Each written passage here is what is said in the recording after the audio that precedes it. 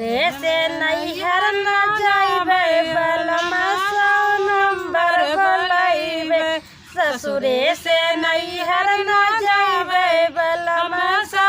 number बोलैबे सासु जो हमारी झगड़ा करी है सासु जो हमारी झगड़ा करी है उन्हों का जियल कराइबे बलमा सौ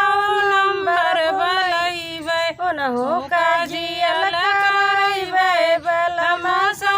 नंबर बोलैबे ससुरे से नैहर न जाइबे बलमा सौ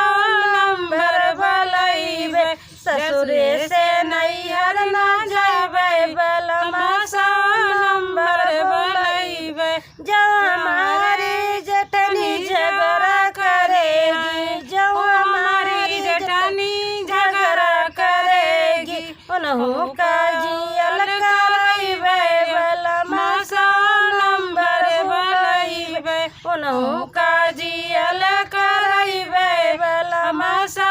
नंबर बोलैबे ससुरे से नैहर न जाइबे बलमा सौ नंबर बोलैबे ससुरे से नैहर न